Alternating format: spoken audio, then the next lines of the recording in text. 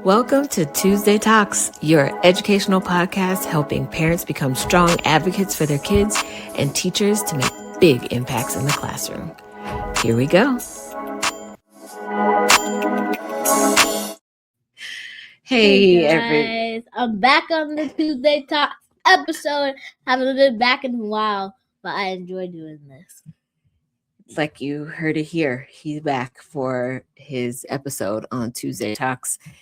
Nice to have you. Oh, he's mewing.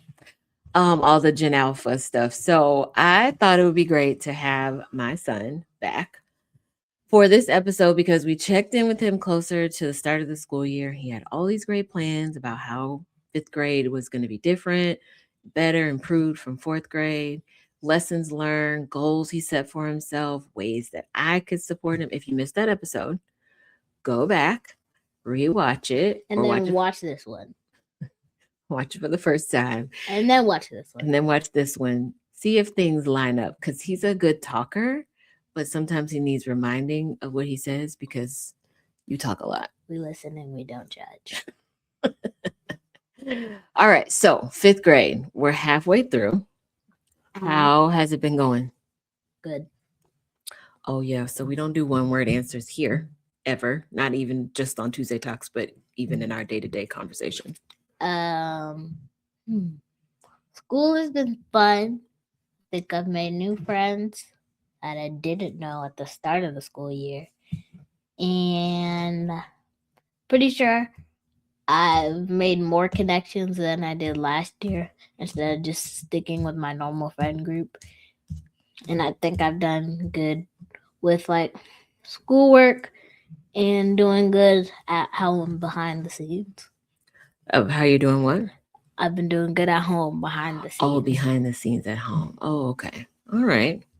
So you set some goals for yourself at the start of the school year. I do not remember what those goals were. Well, you're in luck because I do.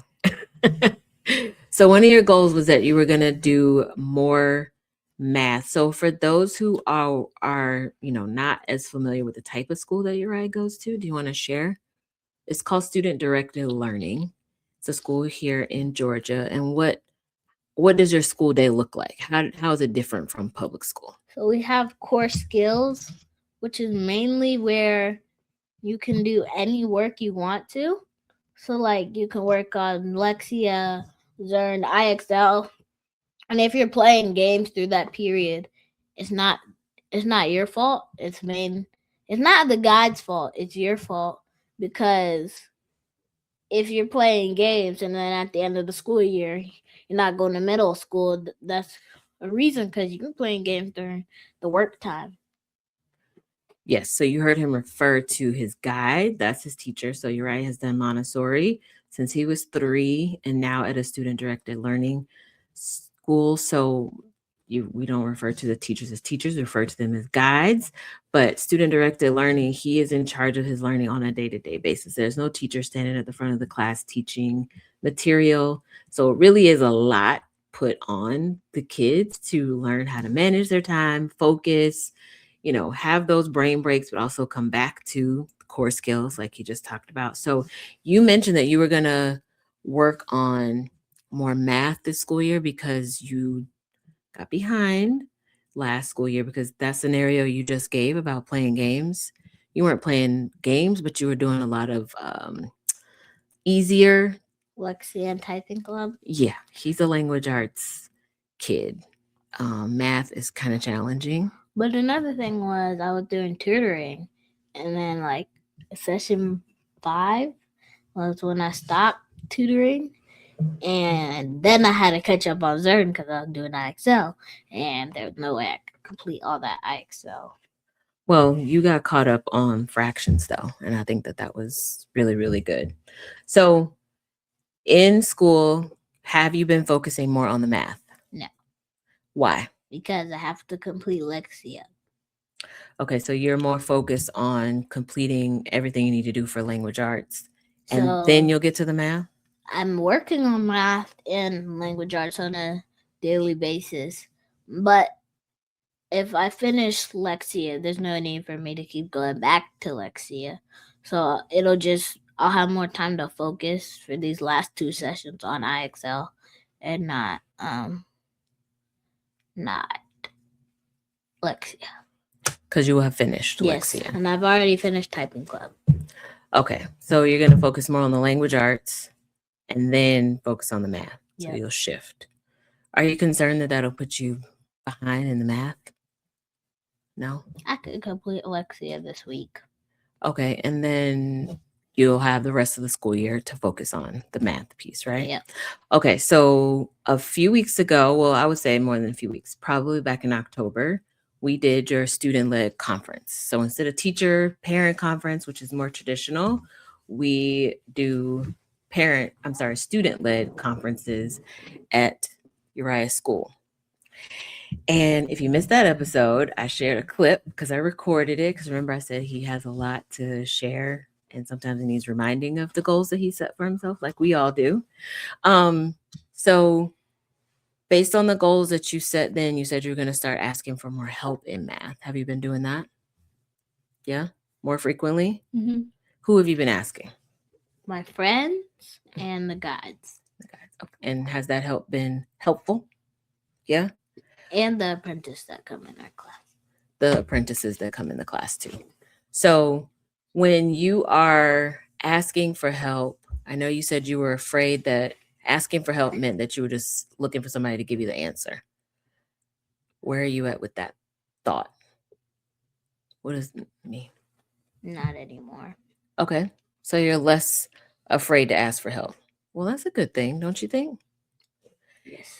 Okay. In that first episode, when you and I checked in at the start of the school year, you asked me to kind of just let you try things your way first and then intervene if things aren't going very well. So if you could rate me on a scale 1 to 5, 5 being magnificent, absolutely amazing, 1 being horrible, abysmal, where would you rate how well I've done with that? You could be honest. 2.9. Wow. I wasn't expecting to come out that low. So you feel like I'm not giving you the chance as much as you would want. No, I feel like I'm being forced to do stuff. Well, are you being... It feels like you're kind of telling me what to do and not letting me like... What does mean? What does that mean? Like, this is now, and you're the pilot, and I'm the co-pilot. And then what I want to be the person who can control the plane, and you could come check in. Okay. So I control the plane. Don't crash. I can control the plane. Mm-hmm. And if I do somehow crash, learning wise, then you can take it back off. And then I can be in the pilot yes. seat. So you want me to just sit back, let you do things your way. If you crash, then come in. Learning wise. Learning wise. Of course, that's what we're talking about, learning wise.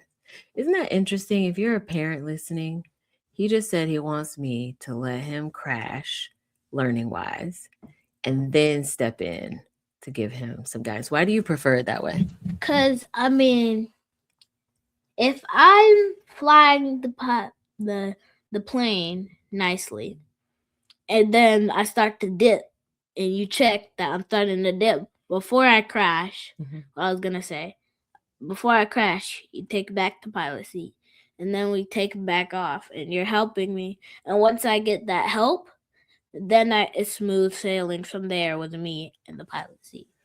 Okay, so now you're changing what you said before. Yeah. You don't want to crash. Yeah. You, as soon as I get to that dip point, then you help me take off.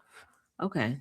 So you feel like I've been coming in before you get to the dip point. Like when I'm like, maybe like right here. Do you think that we have 2 different perceptions on the dip point? Mm-hmm. Because I feel like your dip is like a real low dip and my standard of a dip is just like a little bit. Does that make sense? So how can I better allow you to dip as far as you want to dip before I So like, it's called like the learning hole that we do at school. So it's where you as the learner fall down the hole and you give up at the first point, which is where you come in to help me. And then I start climbing my way out of the learning hole by understanding by what I'm learning now. And then once I get back out, if I fall into another hole, I'll know how to get out. So like right about here when the learning hole starts, and then I get guided out, and then if I go back into another learning hole, I can fly back out of there quickly. Oh, so by going into the learning hole and me helping you get out of that learning hole, you feel like the next time you go into a learning hole, you can figure out how to climb yourself back out. But if I don't let you get in the hole in the first place, you'll never know how to get yourself out of it. The thing is that it's a self-directed learning school. Mm-hmm. So if I get in the hole now, it's a me and you situation. But if I'm not in the hole and I'm building bridges over the hole, then that's a school situation. Okay. Okay. So when you are in that learning hole, what can I do? What are some things I can do to help you get out of it? Like when you're done with work, when I get home, like help me a little bit. We could both do some work. Well, I could do some work on my like computer, like math or language arts, and you can like help me, guide me through that. And once I start coming out of the learning hole slowly, then you can start to kind of like let off. Okay. Okay. So I'll be honest. That's tricky for me because I can almost anticipate the struggle and then I want to step in. So I think that's a good lesson, a reminder for myself, but also a good lesson for other parents out there, maybe who are stepping in before kids have the chance to really struggle with something. We step in to kind of take over to help avoid the struggle or the hardship. So Uriah is saying, let the kid, or in this case, let you struggle, let you get to the point of hardship, and then step in.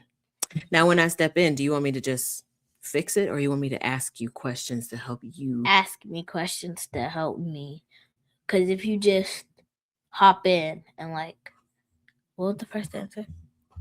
Do you want me to come in and take over? No, like if you let me if you take over and that I come out of that learning hole, you think I'll learn?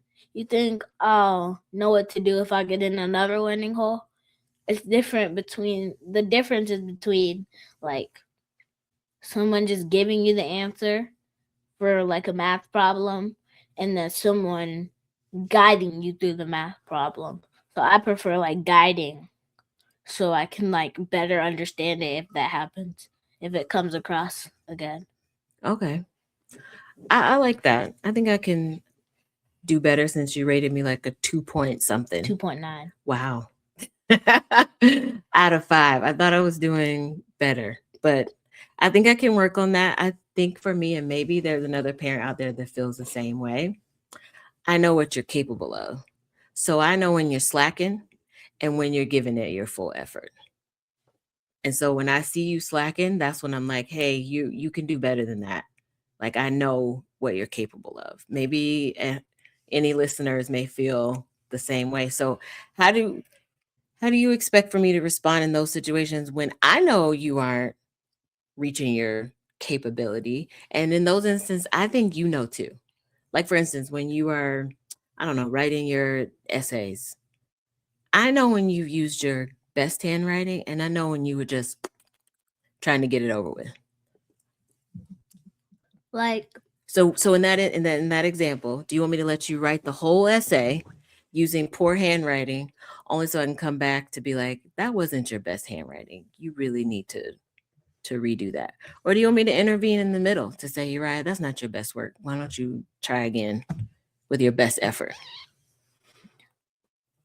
that's Hmm. tricky. Tricky. Now it's tricky. So if something like so if I'm this is for writing. if you see me having sloppy handwriting, then you can then you can intervene halfway through, Mm. cuz then then it's like I don't get to the end in writing, not any other thing. In writing. Then you make me redo it. It just kind of like frustrates me. But if I have to redo it halfway and I'm not done, then then I'm fresh. I'm still a little fresh. Oh, okay. If I'm being honest, the the petty part of me wants to abide by your rule and let you sink into the learning hole before I come rescue you. Hmm. But I like how you were very specific that that's only for writing. Yes. Okay. Okay. So it's very situational, you would say, Yes. when you want me to intervene versus when you don't. Okay. Now, also, what we talked about in that student led conference was making sure you're sitting around people, other kids, who are just as focused on their work as you are versus getting distracted by friends. Because, you sit next to friends, what are you going to do? Talk, talk, talk, talk, talk. Are you talking about school stuff? Probably not. Yes. Oh, please. Sometimes Sometimes, but not all the time, right? So it's a 60 out of 50, which 60 out of 50. What does that even mean? learning is 60% and 50 is It would be 40%, not 50% to get to 100. No, it's 110. It's not the way that goes, but I'll leave that there for now. So, what have you done to help change that up where you're sitting next to people who are helping you? Not helping you, but who are allowing you to focus and you're allowing them to focus and y'all aren't focusing on each other. I've been doing 50-50 with that. 50-50. So on some days I'll sit with people like who are focused on their work, and then some days, like on a Friday or Thursday, then I'll slack off. If I did not do good work during the weekday, the other days, then Thursday and Friday, then I'll probably definitely not sit next to the Probably, definitely. probably definitely Okay. not sit next to those people, so I won't get distracted and finish the work that I missed out on for those 3 days. Okay. Okay. So maybe we bump that up to 80% of the time you're sitting next to the people who are less distracting for you than, and then maybe 20% of the time. I would love to get it to 100. Do you think that's possible? Mm-mm. Why? Because I like to enjoy time with my friends. Isn't that what recess is for? No, I PE, music, we're art? usually playing football, and my friends are usually on the other team. Okay, so you don't have time to chit chat. No. Well, that's going to impact how much work you get done. So I ask you to make a decision. What's more important? Friends, work. Friends, work. No, stop. Don't do that. I think work. Working. And then friends. Oh, okay. Okay, well, we'll see. Don't do this. We'll see with the action. Why can't I do that? No, oh, is that yes, 6-7 thing? Don't do that. 6-7. It's not cool when the adults do it. No, nobody in 2025, 2026 does that. Oh, 2026 is over. No, in 2026. That's what I said. The Great Meme Reset happened on December 31st, 12 o'clock. So there's no more brain rot. If you have a Gen Alpha kid and you hear similar talk, just know I'm with you. It's solidarity. I'm as confused as you are and as concerned as well, because I don't know what the heck it means, but I also know that it means something. So it's very peculiar. So we don't do this anymore. We do this. Is that how you did it? To show friends and work? Okay, got it. Got it. All right. So what are some things that you're looking forward to finish out 5th grade? Because you're going to be going to middle school. So what are you going to change to make the second half of the school year Better. I have 2 words. No, wait. 7 letters. 7 letters? LOCKIN. Lock in. LOCKIN. 6 letters? 7. I forgot the dash. Oh, 7 characters. Yes. Okay. Lock in. That's what you're going to do. Lock in. Yes. Okay. Well, we're going to see if you're going to lock in. I really hope that you do. And I hope that I can bring my score up from a 2.9, even though the guidance you gave is kind of 6, 7. Oh my gosh. The things that were a thing are no longer a thing. But I'm still, now I finally get 6, 7. Now I can't do it. That doesn't seem fair, does it? It's 2026. So It's been 2 years since 6-7 has been alive. I don't know about that. It started in 2024. But I feel like you were still doing it in 2025. No, that it happened on, like I said, December 31st, 12 a.m. Mm-hmm. is when the Great Meme Reset started. Okay. Well, if you didn't know that, you heard it here first. So I'm hoping that you finish out this 5th grade year strong, because middle school is coming. Yep. Like a freight train. He has promised not to turn into an emo preteen, because I'm not dealing with I that. am a preteen. Well, you're 10, so not quite yet. I But am a preteen. he's promised not to become A moody teenager. Yeah, we don't want that. I think we might do an episode on here coming up talking about how to handle the middle school emotional hormonal roller coaster, because I'm going to need to know how to deal with you should that happen. And I think there are some parents out there that might also benefit from that. Let me know in the comments what you think. Might be a good thing to do. I think we should do it like handling middle school boys and middle school girls, like do 2 separate episodes. What do you think? Sure. Be helpful? Give me a heads up. Decent. All right. Well, thank you for being my guest. I really appreciate it. He's always excited to be on and always has lots to share, for sure. So thank you for joining me for another amazing Tuesday Talks.